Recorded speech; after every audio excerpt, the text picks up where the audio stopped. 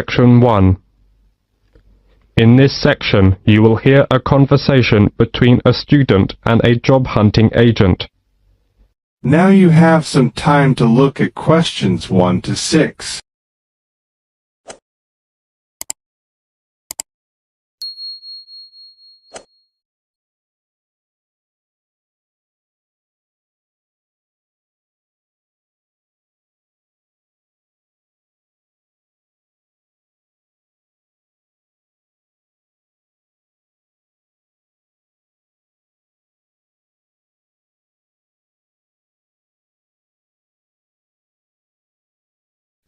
Now we shall begin.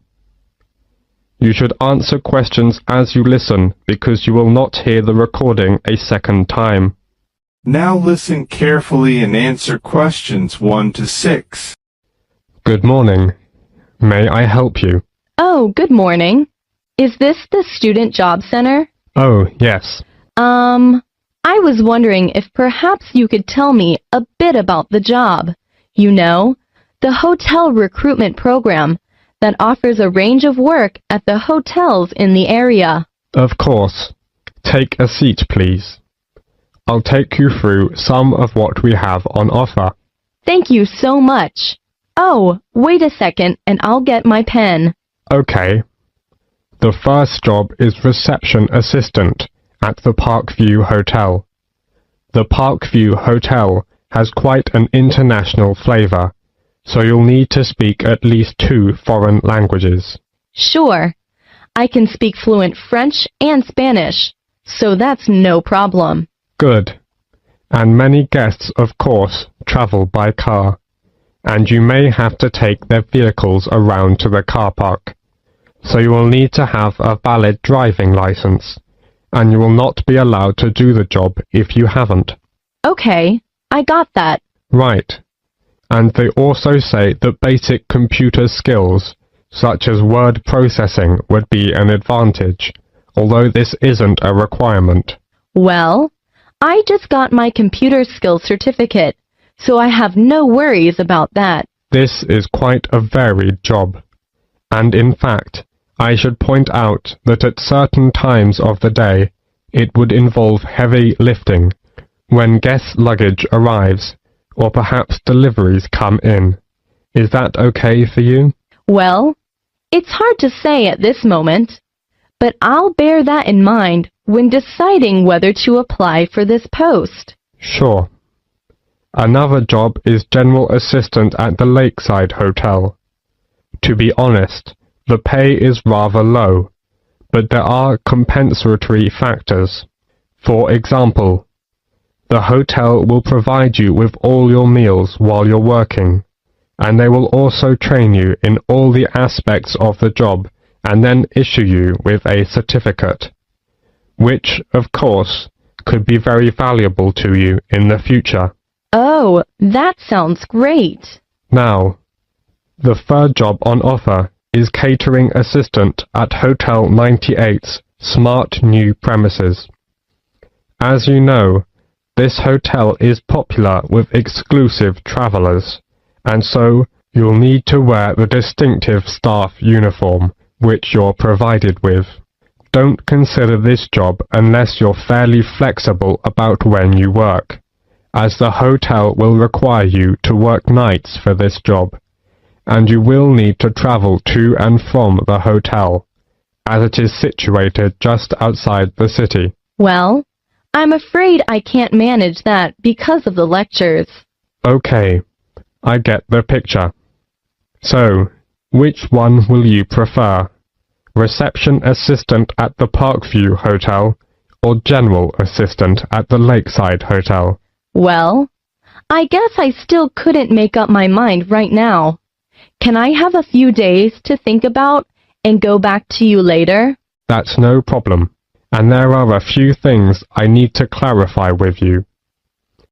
Now you have some time to look at questions 7 to 10.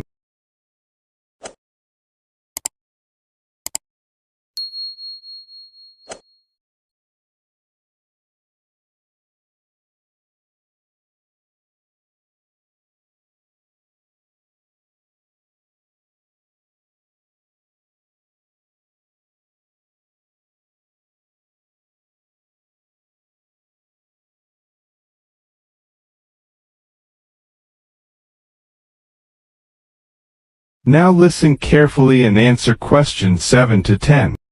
If you would like to apply for one of these jobs, you will need to follow the recruitment process. Mom. So the first thing you'll need to do is to fill in one of these, a personal information form. It's pretty straightforward and should only take you a few minutes.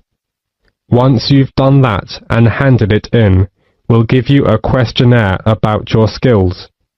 We then look through the information about you and pass on our recommendations to the relevant hotel. Yes, sure. You will then proceed to the next step of the process and attend a general course of training. This is designed to be helpful and realistic, so an important part of the course is role-play activities. That sounds interesting. Yes, indeed. And after that, the final step is that you will be contacted by the hotel you're going to work for, and they'll post you a video about themselves and the work involved. Watching this will constitute further and specific training for your job. Oh yes, I think I'm very clear now. Thank you for helping me. It's a pleasure. Bye. Bye. This is the end of section 1. You now have half a minute to check your answers.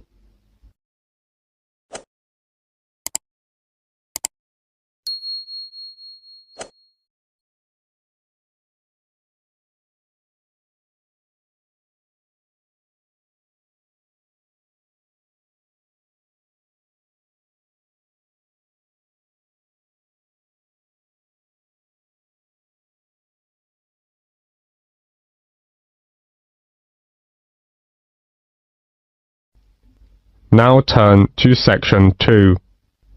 You will hear a doctor from a medical center giving some information about the center. Now listen carefully and answer question 11 to 14.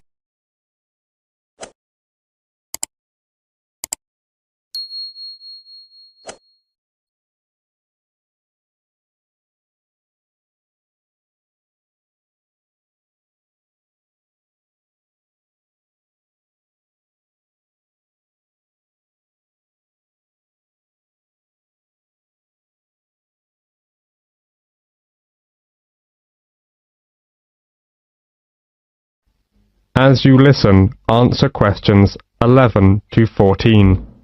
Good morning, everyone.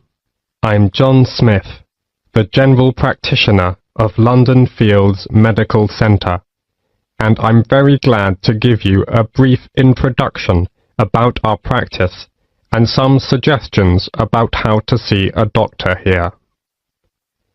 Our receptionists are usually the first point of contact and are here to help you.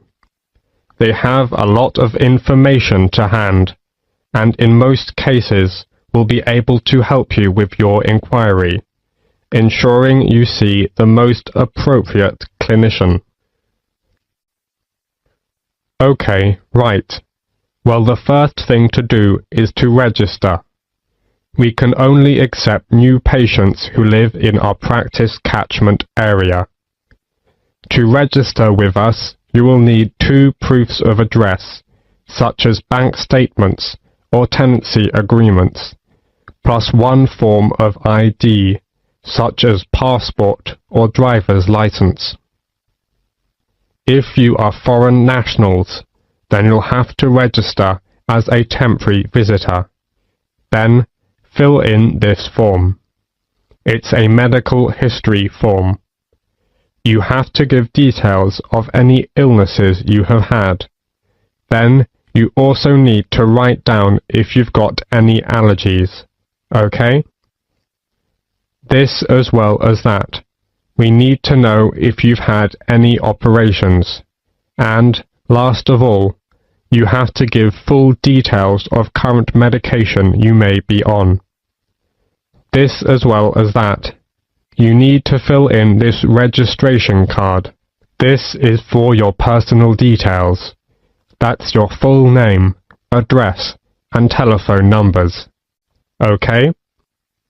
and we also need to make an appointment for you to see the doctor for a new patient health check. It'll just take about 15 minutes, that's all. It's just a basic checkup really. Before the speaker goes on with his introduction, look at questions 15 to 20.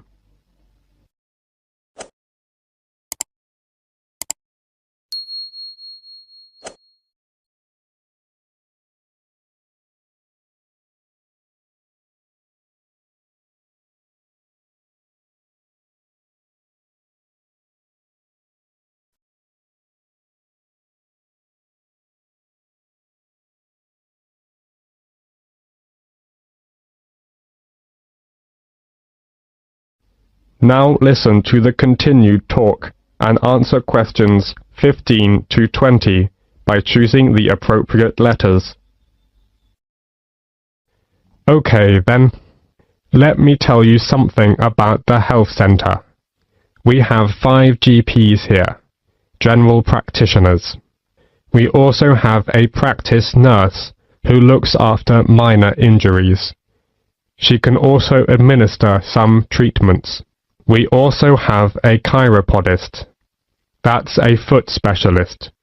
She's private, which means you have to pay for the service, unless you're over 65. If you want to see a doctor, you have to make an appointment first.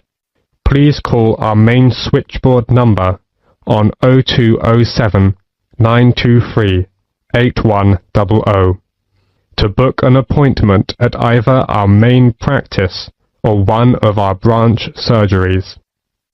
You can also email for an appointment on londonfieldsmedical@nhs.net. Urgent cases are seen on the day. If your condition is non-urgent, you can expect to see a GP within 2 working days, though you may have to wait longer if you want to see a particular GP. If it's an emergency, you'd better come straight here to the centre. One of the doctors can usually see you. Or you can go to the emergency department at the hospital in town. If you are very sick, you can ask for a home visit as well. On Friday afternoons, we have an open surgery, which means you can come along and just wait to see a doctor. But you may have to wait for several hours. So it's much better to make an appointment and come at the specified time. Usually, when you see a doctor, you'll be given a prescription for medicine, which you need to take. Or you can choose to go to a pharmacist in a chemist's shop. If the doctor decides that you will need the medication for a long time, you will be given a repeat prescription form. This allows you to get a further supply without seeing the doctor again. You simply leave the repeat form here a few days before you need it. Then you pick up the medication at the chemist's. Oh, you may wonder how much this all costs. Well, there is no charge for seeing a doctor. You can make an appointment any time to see one of our doctors, and it will not cost you anything for the consultation. However, you need to pay for the prescription, and the cost varies with the medicine, but it's usually just a few pounds. Nevertheless, in some situations, such as pregnancy, the prescription is then free. All right. Do you have any other questions? That is the end of section 2. You will have half a minute to check your answers.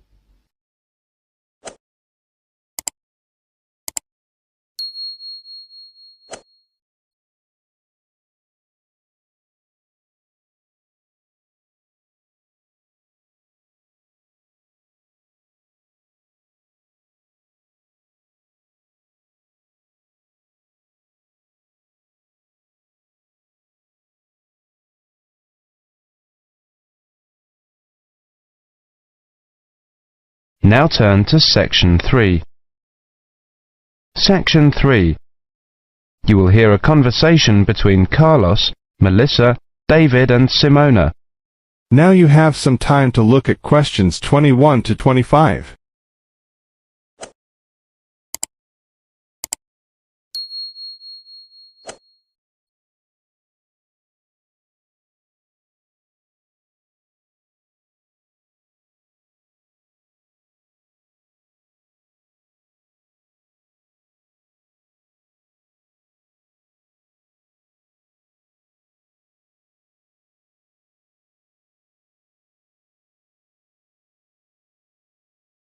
Now listen carefully and answer questions 21 to 25.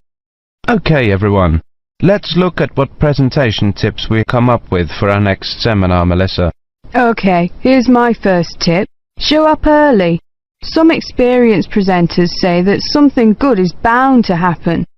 I'm not sure about that, but... Well, you may have a chance to head off some technical problem. Also, at the beginning, before you actually begin your presentation, people filter in slowly. It's a great time to introduce yourself. Can't argue with that. Simona had some ideas about opening. Have a strong opening. I picked up a few ideas for structuring your opening. First, never apologize.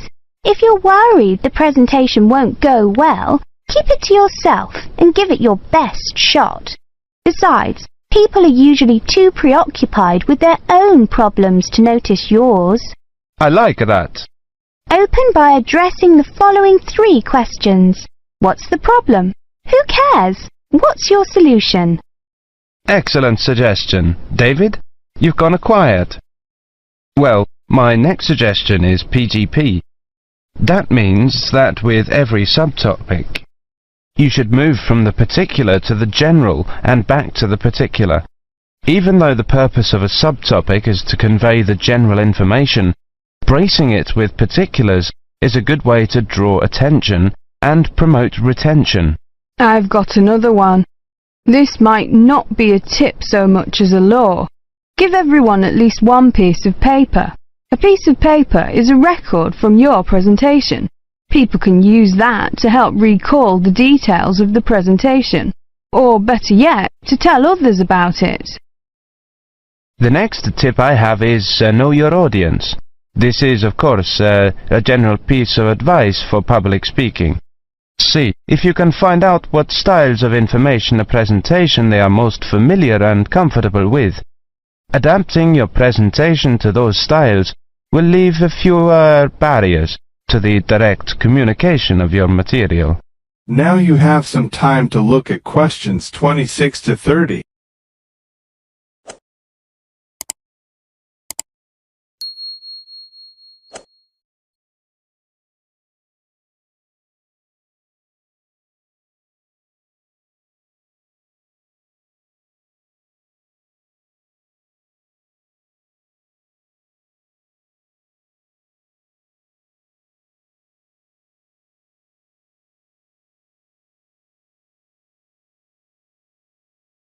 Listen carefully and answer questions 26 to 30. I like that idea. We mentioned possible technical problems before. My next point is that maybe speakers should rethink the overhead projector. Is one really necessary?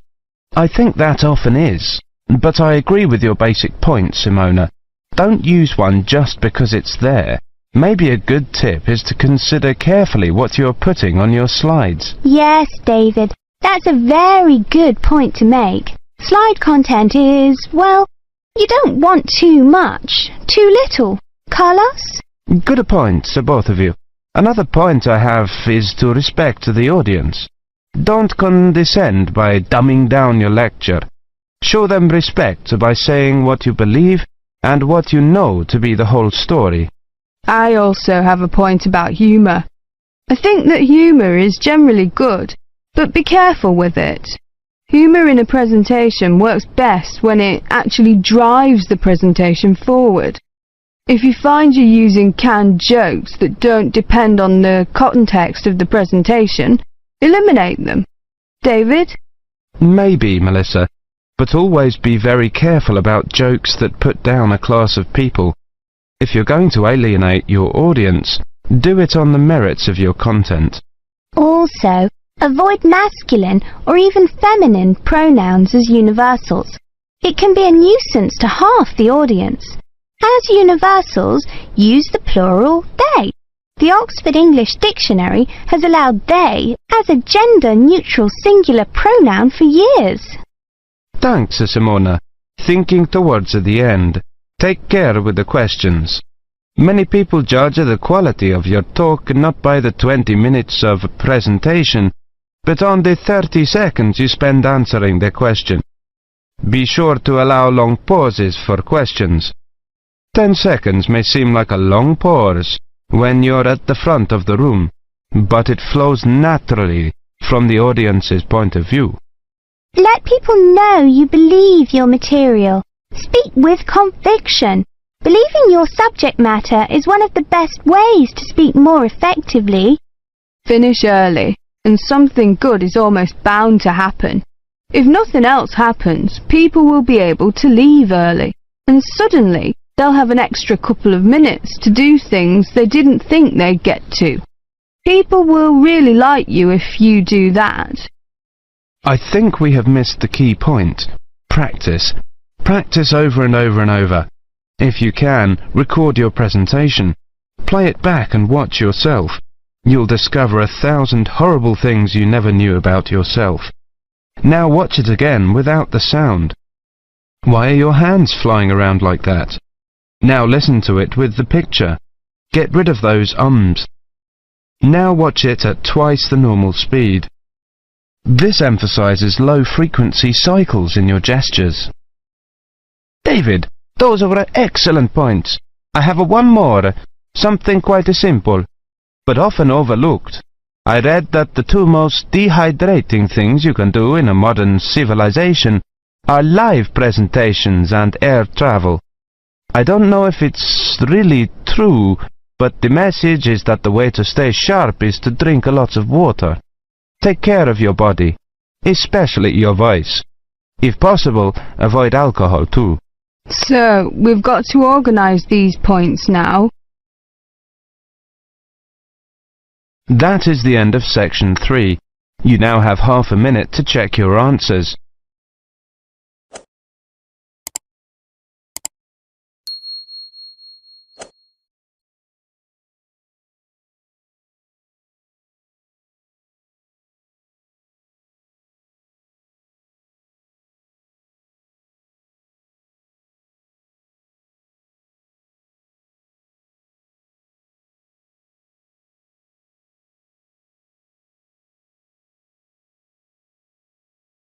Now turn to section 4.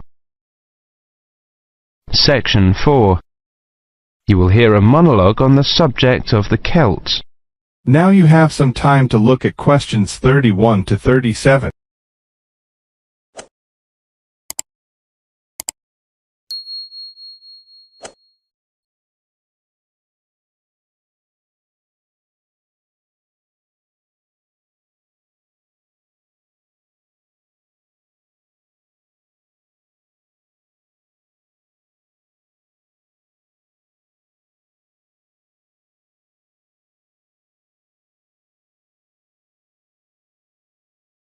Listen carefully and answer questions 31 to 37. Welcome to this introductory lecture on the Celts. Who were the Celts? The Celts were an Indo-European group, that is, related linguistically to the Greeks, the Germanic peoples, certain Italic groups and peoples of the Indian subcontinent. They arose in Central Europe at the beginning of the first millennium BC, and were an iron-using and horse-rearing peoples. By the end of the first millennium BC, their cultural group had spread up and down the Danube and Rhine, taking in Gaul, Ireland and Britain, across Central Europe into northern Italy and northern Spain. Their roaming across Europe led some of the Celtic tribes to sack Rome in 390 BC, creating a fear of the northern barbarians that was to haunt Romans for hundreds of years to come. The Celts are defined archaeologically by the type sites of Hallstatt and Latene, the former being taken to relate to an earlier phase of cultural development. Hallstatt, an ancient salt mining area, was excavated from 1876 onwards by the Viennese Academy of Sciences, and provided the first classification of the prehistoric Celts. In 1858, the waters of Lake Neuchâtel in Switzerland sunk to a low level, revealing a large prehistoric settlement with a huge number of surviving artifacts. The nearby town of Latene gave its name to the second phase of Celtic cultural development. However, please note that these phases overlap through time and are defined according to geographical area. Let's look at each of these, taking the Hallstatt first. Hallstatt culture is characterized in 4 stages. A and B were during the Late Bronze Age, from about 1200 to 700 BC. C was in the Early Iron Age, from about 700 to 600 BC. D was from about 600 to 475 BC.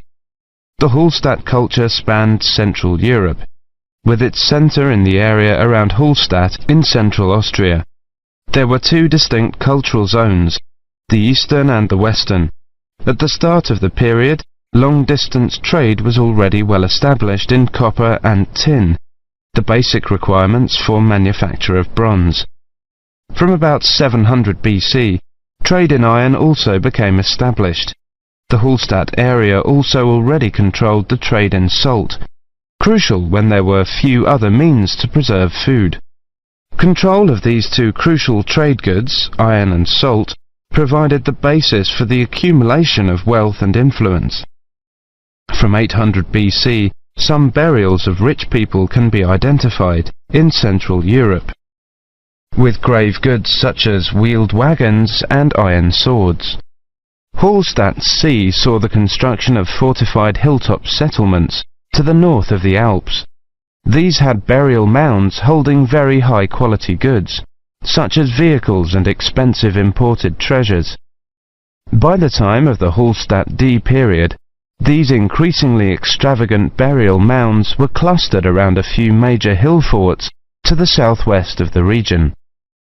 This suggests a development and a concentration of wealth and social power, possibly based on the development of Massilia, present-day Marseille, as a Greek trading port. The expansion of luxury trade brought greater opportunities for profit and helped to create an increasingly stratified society, with the development of a wealthy nobility. Now you have some time to look at questions 38 to 40.